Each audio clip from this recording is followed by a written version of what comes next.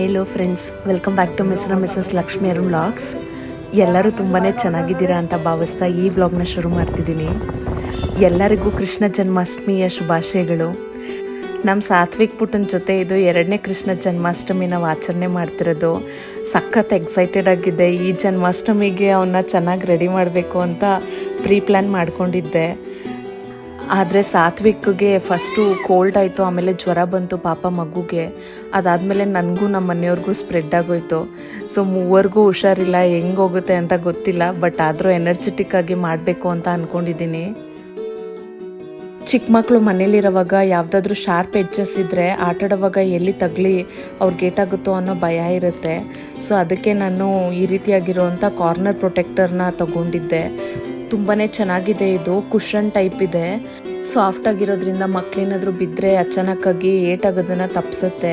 ತುಂಬ ದಿವಸದಿಂದ ಅಂದ್ಕೊಳ್ತಿದ್ದೆ ಈ ಶಾರ್ಪ್ ಎಡ್ಜಸ್ ಹತ್ರ ಆಟಾಡುವಾಗ ಏನಾದರೂ ಬಿದ್ದು ತಲೆಗಿಲೆ ಏಟಾದರೆ ಅಂತ ಭಯ ಆಗ್ತಿತ್ತು.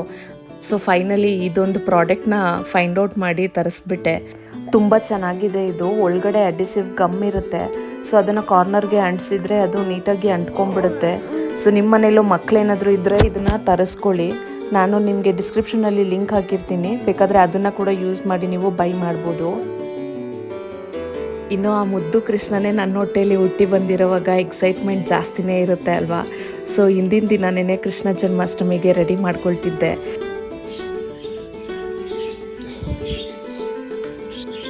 ಇನ್ನು ಪುಟಾಣಿ ಕೃಷ್ಣನ ಕೂರಿಸ್ಬೇಕಲ್ವಾ, ಅದಕ್ಕೆ ಡೆಕೋರೇಷನ್ ಮಾಡೋದಕ್ಕೆ ತುಂಬಾ ಐಡಿಯಾಸ್ ಯೋಚನೆ ಮಾಡಿದ್ವಿ. ಸೊ ಯೂಟ್ಯೂಬಲ್ಲೆಲ್ಲ ಚೆಕ್ ಮಾಡಿಬಿಟ್ಟು ಒಂದೊಳ್ಳೆ ಐಡಿಯಾನ ತೊಗೊಂಡ್ಬರೋಣ ಅಂತ ಹೇಳಿ DIY ಮನೆಯಲ್ಲೇ ಮಾಡ್ಕೊಳ್ಳೋಣ ಅಂತ ಹೇಳಿ ನಮ್ಮ ಮನೆಯವರು ಹೆಲ್ಪ್ ಮಾಡಿಕೊಡ್ತೀನಿ ಅಂತ ಹೇಳಿದ್ರು.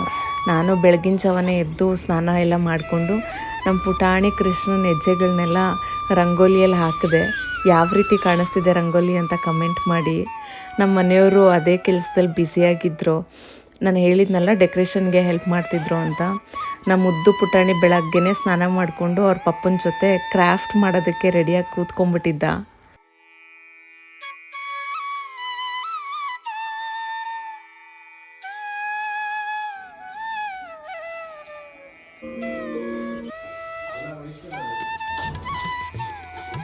ಮನೆ ಎಲ್ಲ ಕೃಷ್ಣ ಜನ್ಮಾಷ್ಟಮಿ ಸಂಭ್ರಮನೋ ಸಂಭ್ರಮ.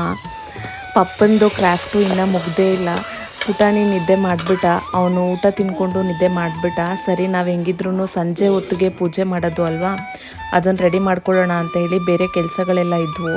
ಅದನ್ನೆಲ್ಲ ಮುಗಿಸ್ಕೊಂಡು ಸಂಜೆ ಹೊತ್ತಿಗೆ ಪೂಜೆಗೆ ರೆಡಿ ಮಾಡ್ಕೊಳ್ಳೋಣ ಅಂತ ಕೂತ್ಕೊಂಡೆ. ನಮ್ಮ ಮನೆಯವರು ಆ ಕ್ರಾಫ್ಟ್ನ ತುಂಬ ಚೆನ್ನಾಗಿ ಮಾಡಿಕೊಟ್ಟಿದ್ರು. ಅದನ್ನು ನಾನು ಡೆಕೋರೇಟ್ ಮಾಡ್ಕೊಳ್ಳೋಣ ಅಂತ ಹೇಳಿ ಕೂತ್ಕೊಂಡೆ. ಸಖತ್ ಖುಷಿಯಾಗೋಯ್ತು ನನಗೆ. ಆ ತೊಟ್ಲನ್ನ ನೋಡಿಬಿಟ್ಟು ಕ್ಯೂಟಾಗಿತ್ತು. ಈ ಫ್ಲವರ್ಸ್ ಇಟ್ಟು ಡೆಕೋರೇಷನ್ ಮಾಡ್ತಾ ಇರೋವಾಗ ನಾನು ಆಗಾಗ ನೋಡ್ಕೊಳ್ತಿದ್ದೆ ಹೇಗೆ ಕಾಣಿಸ್ತಿದೆ ಅಂತ.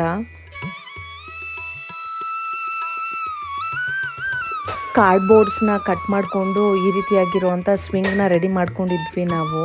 ಸೊ ಅದಕ್ಕೆ ಉಯ್ಯಾಲೆ ಅಂತ ಕಟ್ಟಿದ್ರಲ್ವ, ಆ ಥ್ರೆಡ್ ಕೂಡ ಎಳೆಯೋದಕ್ಕೆ ಕಾಣಿಸ್ತಿತ್ತು. ಸೊ ಅದನ್ನೇನು ಮಾಡೋಣ ಅಂತ ಹೇಳಿ ಬಳ್ಳಿ ಇತ್ತು ಮನೆಯಲ್ಲಿ. ಆ ಬಳ್ಳಿನ ತಂದು ಈ ರೀತಿ ನಾನು ಫಿಕ್ಸ್ ಮಾಡಿಕೊಂಡೆ. ಸೊ ಅದು ತುಂಬ ಚೆನ್ನಾಗಿ ಕಾಣಿಸ್ತಾ ಇತ್ತು. ಅಂದರೆ ನಮ್ಮ ಕೃಷ್ಣ ನೇಚರಲ್ಲಿ ಮುಳುಗೋಗೋ ಥರ ಫೀಲ್ ಆಗ್ತಿತ್ತು ನನಗೆ. ಸುತ್ತನೂ ಹೂಗಳು, ಆಮೇಲೆ ಬಳ್ಳಿ, ಅದೆಲ್ಲ ಒಂಥರ ಕಾನ್ಸೆಪ್ಟು ಚೆನ್ನಾಗಿ ಅನ್ನಿಸ್ತು. ಇನ್ನು ನಮ್ಮ ಪುಟಾಣಿ ಮುದ್ದು ಕೃಷ್ಣನಿಗೆ ಪುಟ್ಟದಾಗಿರುವಂಥ ಗುಲಾಬಿ ಹಾರನ ಮಾಡಿಕೊಂಡೆ. ರೋಸಸ್ ಪೆಟಲ್ ಇರುತ್ತಲ್ಲ, ಅದನ್ನು ತೆಗೆದು ಚಿಕ್ಕದಾಗಿರುವಂಥ ಈ ರೀತಿ ಮಾಲೆನ ಮಾಡಿಕೊಂಡೆ. ದೇವ್ರನ್ನ ಕೂರಿಸ್ಬಿಟ್ಟು ಈ ರೀತಿಯಾಗಿರುವಂಥ ಹಾರ ಹಾಕಿ ಪೂಜೆ ಮಾಡಿದಾಗ ಸಖತ್ ಡಿವೈನ್ಲಿ ಫೀಲಿಂಗ್ ಆಗಿತ್ತು. ನನಗಂತೂ ಏಸ್ಥೆಟಿಕ್ಕಾಗಿ ಫೀಲ್ ಆಯಿತು. ನಿಮ್ಗೆ ಯಾವ ರೀತಿ ಇದೆ ಅಂತ ಹೇಳಿ ಕಮೆಂಟ್ ಮಾಡಿ ಫ್ರೆಂಡ್ಸ್. ನಮ್ಮ ಪುಟಾಣಿ ಕೃಷ್ಣ ಯಾವ ರೀತಿಯಾಗಿ ಕಾಣಿಸ್ತಿದ್ದಾರೆ ಅಂತ.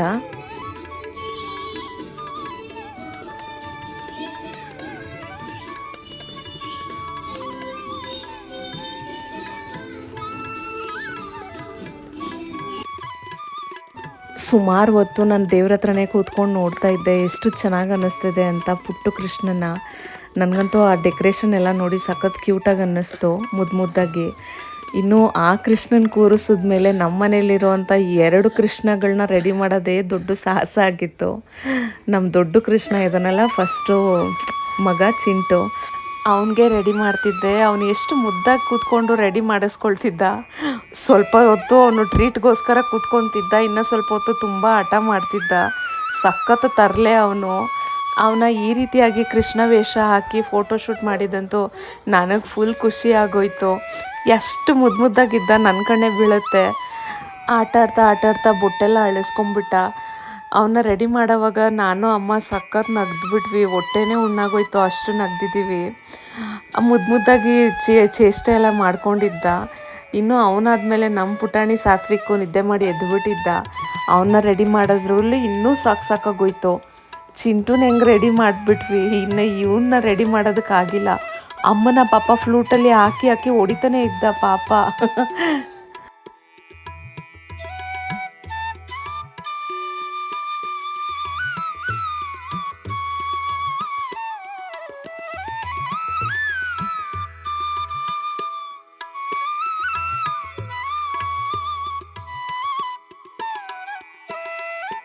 ನಮ್ಮ ಸಾತ್ವಿಕ್ ಪುಟ ಅಂತೂ ಸಖತ್ ಹಠನೇ ಮಾಡಿಬಿಟ್ಟಿದ್ದ. ಅಯ್ಯೋ ಚಿಂಟುನಾದರೂ ನಾವು 1 ಅವರಲ್ಲಿ ರೆಡಿ ಮಾಡಿಬಿಟ್ವಿ ಹೆಂಗೋ ಅವನ್ನ ಹಿಡಿದು. ಬಟ್ ಇವನ್ನಂತೂ ಸಮಾಧಾನ ಮಾಡೋಕ್ಕೆ ಆಗಿಲ್ಲ. 2 ಅವರ್ 3 ಅವರ್ ಆದರೂ ರೆಡಿನೇ ಆಗಲಿಲ್ಲ. ಅಳ್ತಾನೇ ಇದ್ದ. ಏನು ಮಾಡೋದು ಅಂತ ನಮಗೂ ಗೊತ್ತಾಗಲಿಲ್ಲ. ಸಖತ್ ಹಠ ಮಾಡ್ತಾಯಿರ್ತಾನೆ. ನಾನು ಅಮ್ಮ ರೆಡಿ ಮಾಡೋವಾಗ ಒಂಚೂರು ರೆಡಿ ಮಾಡಿಸ್ಕೊಂಡು ಅದಾದಮೇಲೆ ಅವ್ರ ಪಪ್ಪ ಕಣ್ಣಿಗೆ ಬಿದ್ದುಬಿಟ್ರು. ಹತ್ಕೊಂಡೇ ಇದ್ದ ಕಂಟಿನ್ಯೂಸ್ ಆಗಿ. ನಾನು ನಮ್ಮ ಮನೆಯವ್ರಿಗೆ ಹೇಳ್ಬಿಟ್ಟೆ, ಕೂತಿರೋ ಜಾಗದಲ್ಲೇ ಕೂತ್ಕೋಬೇಕು ನೀವು, ಇವನ್ನ ರೆಡಿ ಮಾಡೋವರೆಗೂ ಎಲ್ಲಿಗೂ ಜರುಗಬಾರ್ದು ಅಂತ. ಎಷ್ಟೊತ್ತು ನಾವು ಎಳ್ದು ರೆಡಿ ಮಾಡ್ತಾಯಿದ್ರೆ ಇವ್ರ ಪಪ್ಪ ಹಿಂದ್ಗಡೆ ಓಡಿ ಹೋಗ್ತಾನೆ. ಅದಕ್ಕೇ ಸರಿ ಅಂತ ಹೇಳ್ಬಿಟ್ಟು ಜೊತೆ ಕೂತ್ಕೊಳ್ರಿ ನೀವು, ಇಬ್ಬರು ಜೊತೆಲೇ ಕೂತ್ಕೊಂಡು ರೆಡಿ ಮಾಡೋಣ ಅಂತ ಹೇಳಿ.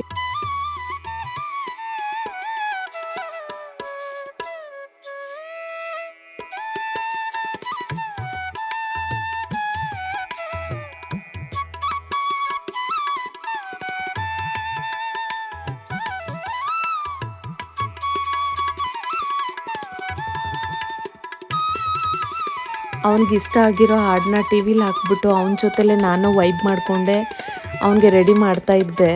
ಬಟ್ ಆದರೂ ಅವನು ಹಠ ಮಾಡೋದು ನಿಲ್ಲಿಸಲೇ ಇಲ್ಲ. ಸರಿ ಅಂತ ಹೇಳಿ ಹೆಂಗೋ ಅವ್ರ ಪಪ್ಪನ ಕನ್ವಿನ್ಸ್ ಮಾಡಿ ಕರ್ಕೊಂಬಂದು ಕೂರಿಸಿ ಜೊತೆಲೇ ರೆಡಿ ಮಾಡಿದ್ದಾಯಿತು.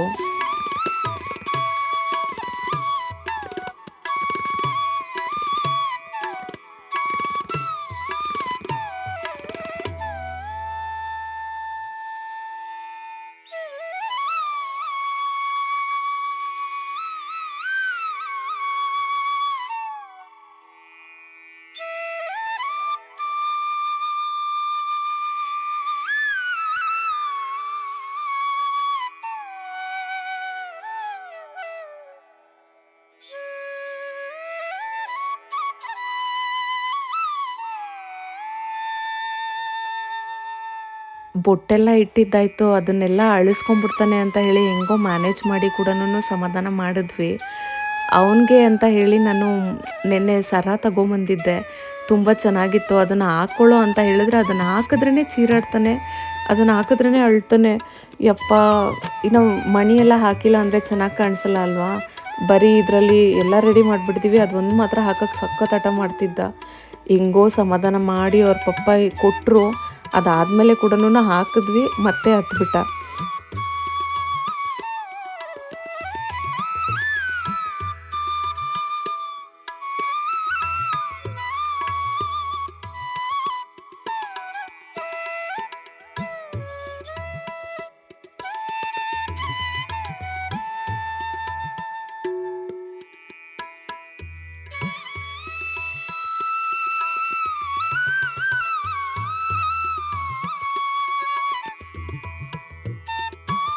ಆಮೇಲೆ ಹೆಂಗೋ ಸರ್ಕಸ್ ಮಾಡಿ ಫೈನಲಿ ಅವನ್ನ ರೆಡಿ ಮಾಡಿದ್ದಾಗೋಯ್ತು. ಪಾಪ ಅವನಿಗೆ ಕೋಲ್ಡ್ ಬೇರೆ ಇತ್ತು ಅಲ್ವಾ, ಅದಕ್ಕೇ ಒಂಥರ ಸಪ್ಪಗಿದ್ದ. ಅವನು ಇನ್ನೂ ಸ್ವಲ್ಪ ಹುಷಾರಾಗಿದ್ದಿದ್ರೆ ಇನ್ನೂ ಜಾಸ್ತಿ ಕಳ್ಕಳಿಯಾಗಿರ್ತಿದ್ದ. ಸ್ವಲ್ಪ ಡೌನ್ ಆಗಿಬಿಟ್ಟಿದ್ದಾನೆ ಜ್ವರ ಇದ್ದಿದ್ದರಿಂದ. ನಮಗೂ ಹುಷಾರಿರಲಿಲ್ಲ. ಬಟ್ ಆದರೆ ವರ್ಷಕ್ಕೆ ಒಂದ್ಸತಿ ಬರೋ ಅಂಥ ಹಬ್ಬ ಅಲ್ವಾ, ಅದು ನಮ್ಮ ಪುಟಾಣಿಗೋಸ್ಕರ ಮಾಡ್ದಿರ ಇದ್ದರೆ ಹೇಗೆ ಅಂತ ಹೇಳಿ ನಾನು ಇದನ್ನು ಮಾಡೇ ಬಿಟ್ಟೆ.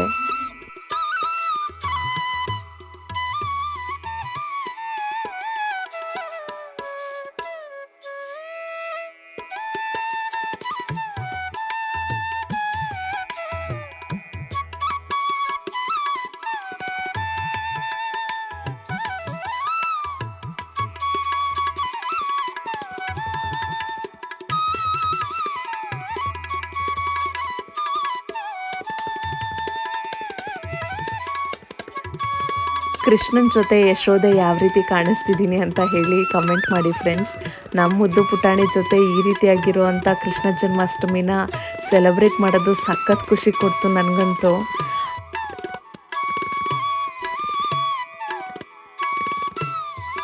ಮದುವೆ ಆಗಿ ತುಂಬ ವರ್ಷ ಮಕ್ಕಳಿಲ್ದಿರುವಾಗ ನಾನು ತುಂಬಾ ಫೀಲ್ ಮಾಡ್ಕೊಳ್ತಿದ್ದೆ. ಪುಟಾಣಿ ಕೃಷ್ಣ ಬಂದರೆ ಮನೆಯೆಲ್ಲ ಹೆಜ್ಜೆ ಇಡಿಸ್ಬೇಕು ಅಂತ ಹೇಳಿ ನಂಗೆ ತುಂಬಾ ಆಸೆ ಇತ್ತು. ಇನ್ನು ರಾಧೆ ಆಗಿದ್ರೆ ಅಂತೂ ಸಖತ್ ಖುಷಿನೂ ಆಗಿರೋದು. ಹೋದ ವರ್ಷ ಜನ್ಮಾಷ್ಟಮಿಗೆ ಅವನು ತುಂಬಾ ಪುಟಾಣಿ ಆಗಿದ್ದರಿಂದ ಹೆಜ್ಜೆ ಇಡ್ಸೋಕ್ಕಾಗಿರಲಿಲ್ಲ. ಈ ಸತಿ ಎಲ್ಲ ಮನೆಯೆಲ್ಲ ಫುಲ್ ಹೆಜ್ಜೆ ಹಾಕಿಸ್ಬೇಕು ಅಂತ ಆಸೆ ಇತ್ತು. ಆಚೆಯಿಂದ ಇಡ್ಸೋಣ ಅಂತ ಅಂದ್ಕೊಂಡ್ರೆ ಮಳೆ ಆಗೋಗಿತ್ತು. ಅದಕ್ಕೇ ಮನೆ ಒಳಗಡೆನೇ ಹೆಜ್ಜೆ ಹಾಕ್ಸಿದ್ದೆ. ಸೊ ನಮ್ಮ ಚಿಂಟುದು ಕೂಡ ಹೆಜ್ಜೆ ಹಾಕಿಸ್ಬೇಕು ಅಂತ ಆಸೆ ಇತ್ತು. ಆದರೆ ಅಮ್ಮ ಬೈತಾಯಿದ್ರು, ಮನೆ ಎಲ್ಲ ಏನಕ್ಕೆ ಗಲೀಜು ಮಾಡ್ತೀಯಾ ಅಂತ. ಬಟ್ ನಂಗೆ ಅದೇನೋ ಒಂಥರ ಸಂತೋಷ. ಅವ್ರೆ ಪುಟಾಣಿ ಹೆಜ್ಜೆನ ಹಾಕಿ ಮನೆಯಲ್ಲೆಲ್ಲ ಅದು ಕಾಣಿಸ್ತಿದ್ರೆ ನಿಜವಾಗ್ಲೂ ಕೃಷ್ಣನೇ ನಮ್ಮ ಮನೆಗೆ ಬಂದಂಗೆ ಫೀಲ್ ಆಗ್ತಿತ್ತು. ಸೊ ನಮ್ಮ ಪುಟಾಣಿ ಸಾತ್ವಿಕು ದೇವ್ರಿಗೆ ಕೈ ಮುಗಿ ಅಂತ ಹೇಳಿದ್ರೆ ಇಷ್ಟು ಕ್ಯೂಟಾಗಿ ದೇವ್ರಿಗೆ ಕೈ ಮುಗಿತಾ ಇದ್ದ.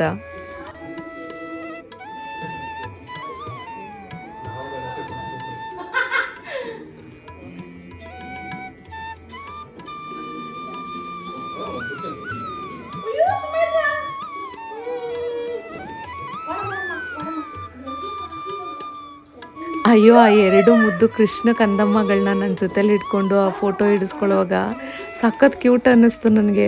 ದೇವರೇ, 3 ಜನ ಕೃಷ್ಣಂದ್ರು ಇವತ್ತು ನಮ್ಮ ಮನೆಗೆ ಬಂದಿದ್ದು. ಒಂದು ಪುಟಾಣಿ ತೊಟ್ಲಲ್ಲಿರೋ ಕೃಷ್ಣ, ಆಮೇಲೆ ನಮ್ಮ ಸಾತ್ವಿಕ್ ಪುಟ, ಆಮೇಲೆ ನಮ್ಮ ಚಿಂಟು. 3 ಕೃಷ್ಣಂದ್ರು ಕೂಡ ತುಂಬಾ ಮುದ್ದಾಗಿದ್ರು. ಈ ಕೃಷ್ಣಂದಿರಲ್ಲಿ ಯಾರು ನಿಮ್ಮ ಫೇವ್ರೇಟು ಅಂತ ಕಮೆಂಟ್ ಮಾಡಿ ಫ್ರೆಂಡ್ಸ್. ನೋಡಿದ್ರಲ್ಲ ಯಾವ ರೀತಿಯಾಗಿ ನಮ್ಮ ಮನೇಲಿ ನಾವು ಕೃಷ್ಣ ಜನ್ಮಾಷ್ಟಮಿನ ಆಚರಣೆ ಮಾಡಿದ್ವಿ ಅಂತ. ನಿಮಗೆ ಈ ವ್ಲಾಗು ಇಷ್ಟ ಆಗಿದೆ ಅಂತ ಬಯಸ್ತೀನಿ ಫ್ರೆಂಡ್ಸ್. ಈ ವ್ಲಾಗು ನಿಮಗೆ ಇಷ್ಟ ಆಗಿದ್ದರೆ ದಯವಿಟ್ಟು ಒಂದು ಲೈಕ್ ಮಾಡಿ, ಶೇರ್ ಮಾಡಿ ಮತ್ತು ಕಮೆಂಟ್ ಮಾಡಿ. ನಮ್ಮ ಚಾನಲ್ಗೆ ಸಬ್ಸ್ಕ್ರೈಬ್ ಮಾಡಿ. Thank you for watching. Will catch you in next vlog.